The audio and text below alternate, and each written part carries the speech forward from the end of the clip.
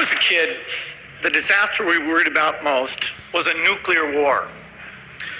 That's why we had a barrel like this down in our basement filled with cans of food and water. When the nuclear attack came, we were supposed to go downstairs, hunker down, and eat out of that barrel. Today, the greatest risk of global catastrophe doesn't look like this. Instead, it looks like this. If anything kills over 10 million people in the next few decades, it's most likely to be a highly infectious virus rather than a war. Not missiles, but microbes. Now, part of the reason for this is that we've invested a huge amount in nuclear deterrence, but we've actually invested very little in a system to stop an epidemic. We're not ready for the next epidemic. Let's look at Ebola. I'm sure all of you read about it in the newspaper. Lots of tough challenges. I followed it carefully through the case analysis tools we use to track polio eradication. And as you look at what went on, the problem wasn't that there was a system that didn't work well enough. The problem was that we didn't have a system at all. In fact, there are some pretty obvious key missing pieces. We didn't have a group of epidemiologists ready to go who would have gone, seen what the disease was, see how far it had spread.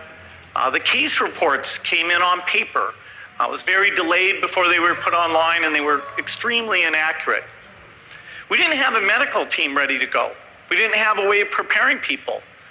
Now, Médecins Sans Frontières did a great job orchestrating volunteers, but even so, we were far slower than we should have been getting the thousands of workers into these countries. And a large epidemic would require us to have hundreds of thousands of workers.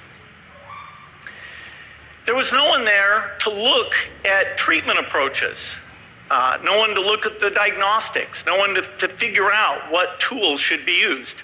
As an example, we could have taken the blood of survivors, processed it, and put that plasma back in people to protect them, but that was never tried. So there was a lot that was missing, and these things are really a global failure.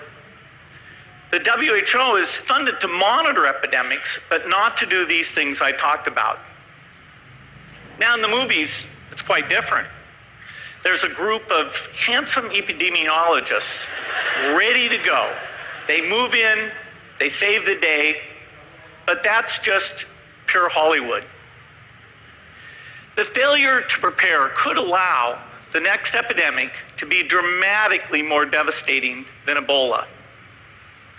Let's look at the progression of Ebola over this year. About 10,000 people died, and nearly all were in the 3 West African countries.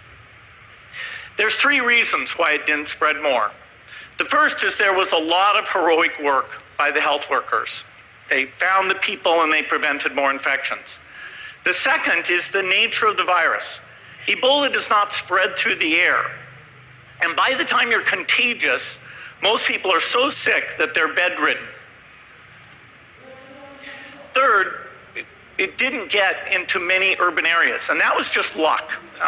If it had gotten into a lot more urban areas, the case numbers would have been much larger. So next time, we might not be so lucky. You can have a virus where people feel well enough while they're infectious that they get on a plane or they go to a market. The source of the virus could be a natural epidemic like Ebola, or it could be bioterrorism. And so there are things that would literally make things 1,000 times worse. In fact, let's look at a model of a virus spread through the air like the Spanish flu back in 1918. So here's what would happen. It would spread throughout the world very, very quickly. And you can see there's over 30 million people die from that epidemic. So this is a serious problem. We should be concerned. But in fact, we can build a really good response system. We have the benefits of all the science and technology that we talk about here. We've got cell phones to get information from the public and get information out to them. We have satellite maps where we can see where people are and where they're moving. We have advances in biology that should dramatically change the turnaround time to look at a pathogen and be able to make drugs and vaccines that fit for that pathogen. So we can have tools, but those tools need to be put into an overall global health system, and we need preparedness. The best lessons, I think, on how to get prepared are, again, what we do for war. For soldiers, we have full-time waiting to go. We have reserves that can scale us up to large numbers. NATO has a mobile unit that can deploy very rapidly. NATO does a lot of war games to check, are people well trained? Do they understand about fuel and logistics and the same radio frequencies? So they are absolutely ready to go. So those are the kinds of things we need to deal with an epidemic. What are the key pieces? First is we need strong health systems in poor countries. That's where mothers can give birth safely, kids can get all their vaccines, but also where we'll see the outbreak very early on. We need a medical reserve corps. Lots of people who've got the training and background who are ready to go with the expertise. And then we need to pair those medical people with the military, taking advantage of the military's ability to move fast, do logistics, and secure areas. We need to do simulations, germ games, not war games, so that we see where the holes are.